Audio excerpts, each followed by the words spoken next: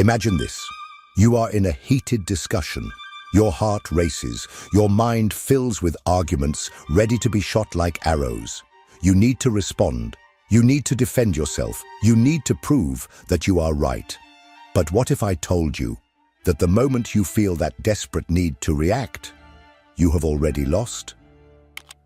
The world has taught us that strength lies in voice, in the ability to argue, to impose oneself, to always have a sharp response at the tip of the tongue. But Nietzsche saw this completely differently. For him, true power does not lie in shouting louder, nor in forcefully convincing others. True power lies in what you choose not to say. We live surrounded by noise, social media, endless debates, people competing to see who can talk the most, who has the last word. But what few realize is that in this sea of noise, those who truly have power are not shouting. They observe, they wait, and when they decide to speak, every word weighs like a stone thrown into a calm lake. Nietzsche understood something that most ignore: the urgency to speak, to respond, to justify oneself reveals a subtle type of weakness. Those who desperately seek to be heard are, deep down, seeking validation. They are reacting, and those who react are being controlled. On the other hand, those who master silence possess a different kind of authority, one that does not need to prove anything to anyone. Think of the people who truly marked you. Were they the ones who spoke incessantly, or those whose few words struck you like a precise blow? Well-used silence generates mystery, generates respect, generates discomfort. And discomfort makes people think. So the question you need to ask yourself is, do you have control over your words, or are you a slave to the need to be heard? Do you know when to speak and when to simply let silence do the work for you? Because the truth is that sometimes silence is not just a choice, it is a challenge. A challenge that few have the strength to face. Today, we will explore how Nietzsche viewed the power of silence and how this philosophy can transform the way you position yourself in the world. If you learn this art, you will never be seen the same way again. Look around you. The world has never been so noisy. Everyone has an opinion, everyone wants to be heard, everyone believes they need to say something all the time. Social media has turned conversations into public battles, where victory is not achieved through truth, but through volume and repetition. But Nietzsche would warn us, this obsession with speaking, with responding, with shouting your position to the world, is not strength. It is disguised weakness. Stop and think. Why do people feel this almost compulsive need to express themselves at all times? The answer is simple. Deep down, they are afraid of being irrelevant, afraid of being forgotten, afraid that their silence will be interpreted as submission.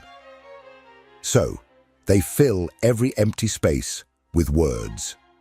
Words that they often don't even fully believe, but that are spoken to avoid the terror of insignificance. But what Nietzsche understood, and what few today grasp, is that the one who masters silence will never be insignificant. On the contrary, they become an enigma. They become someone who cannot be easily categorized or predicted, and the unpredictable will always be more powerful than the obvious. The noise of the world is a trap. It creates the illusion that those who speak the most, who impose themselves the most, who respond the fastest, are the ones who win. But that is the logic of the weak.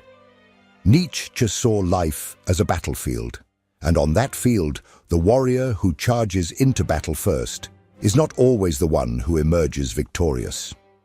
Often, it is the one who knows how to wait, who observes, who perceives the enemy's flaws before attacking.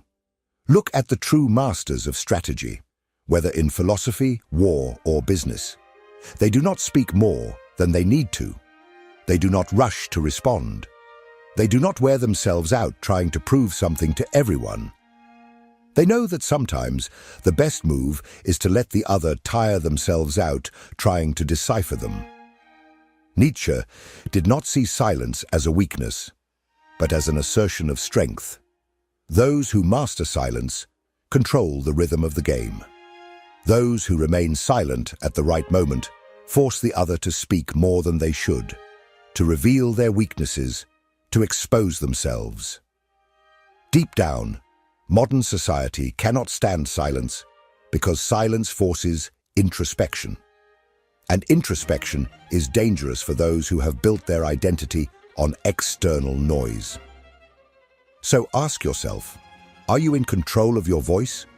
Or are you just another lost in the incessant noise of the world? Do you know when to speak and when to remain silent? Or do you feel restless in the void of your own absence?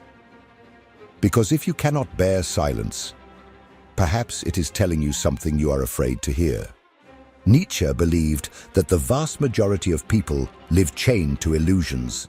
Illusions about morality, about good and evil, about what is right and wrong. From a young age, we are taught to fit in, to follow rules, to respect conventions. But what if I told you that these rules were not made to strengthen you, but rather to domesticate you? The concept of the Übermensch, Nietzsche's Superman, is not about muscles, money, or status. It is about something much more powerful, absolute mastery over oneself. The Übermensch does not react impulsively, does not despair to be accepted, does not feel the need to prove anything to anyone. He creates his own values, his own rules, his own path. And one of the main weapons of this superior being is precisely silence. Think about it. What happens when you remain silent in a situation where everyone expects a response? Silence generates discomfort. It creates mystery. It reverses the power dynamic. When you refuse to react at the expected moment, you force the other person to deal with their own anxiety. Nietzsche understood that the average human being is terrified of emptiness. They need to fill everything with words, explanations, justifications. But the Übermensch, he understands that silence can be more powerful than any argument. See the difference between a true leader and someone who needs to shout to be heard. The true leader does not need to raise their voice. They do not need to justify themselves at every step. They exist so firmly and unwaveringly that their presence alone commands respect. Now look at those who are always talking, always trying to convince others that they are strong, intelligent, superior. Deep down, this incessant chatter is just a confession of insecurity. Nietzsche saw this difference clearly. The one who talks too much, who reacts to everything, who is bothered by every provocation, is being controlled.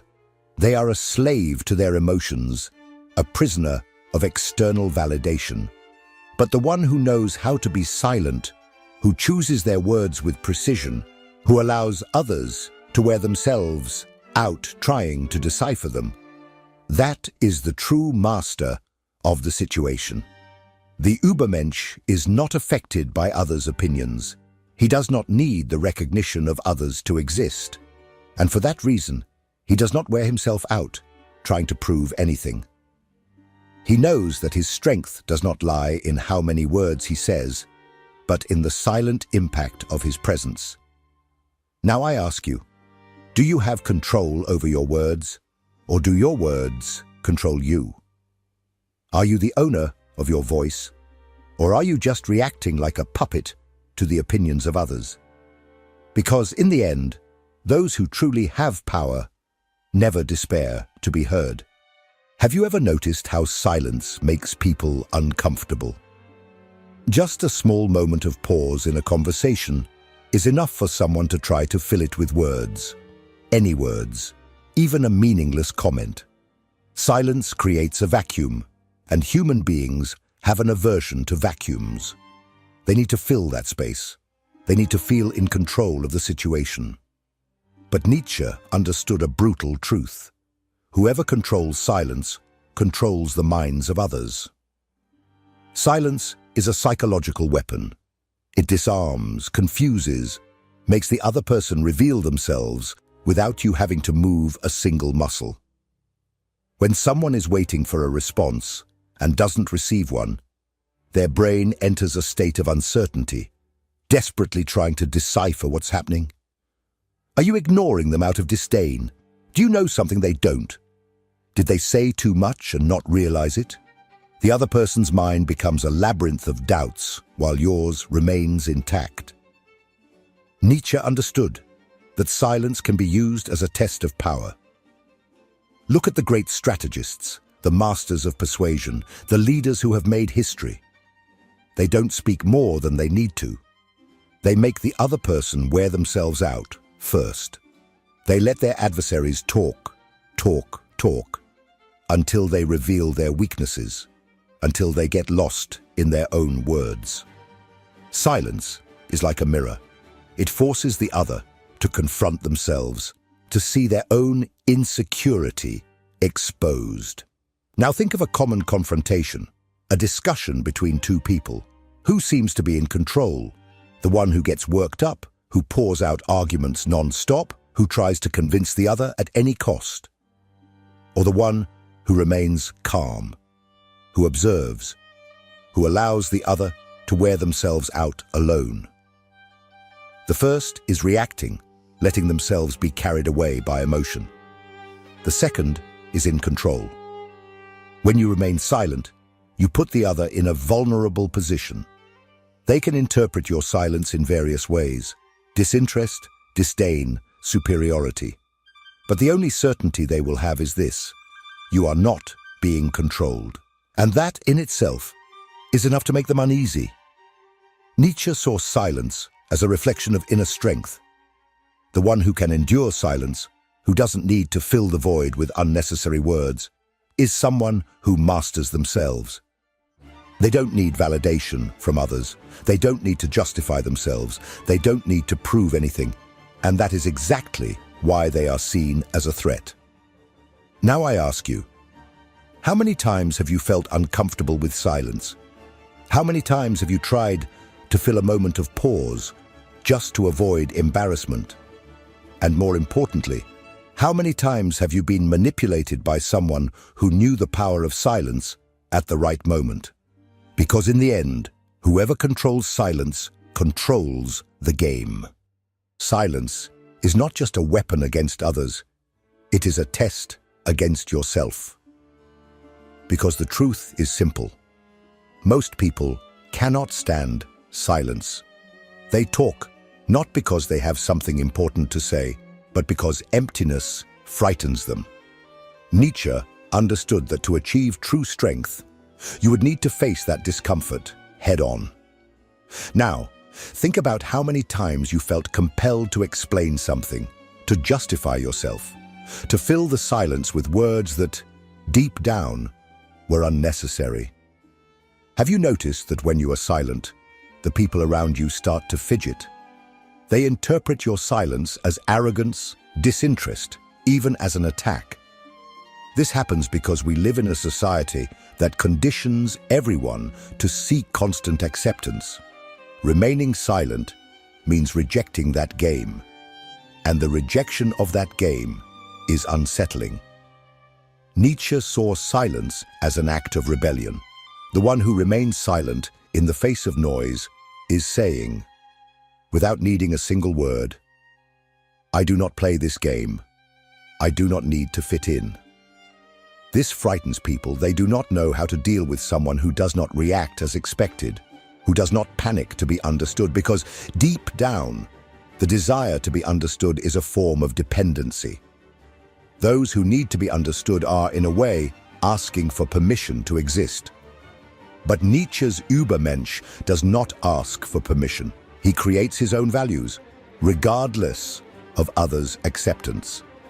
And this requires a kind of courage that few possess, because enduring silence means bearing the weight of loneliness. It means accepting that often no one will understand your choice. Look at the great thinkers in history, the visionaries, the revolutionaries. They were not well received immediately. Their ideas were ridiculed, ignored, fought against.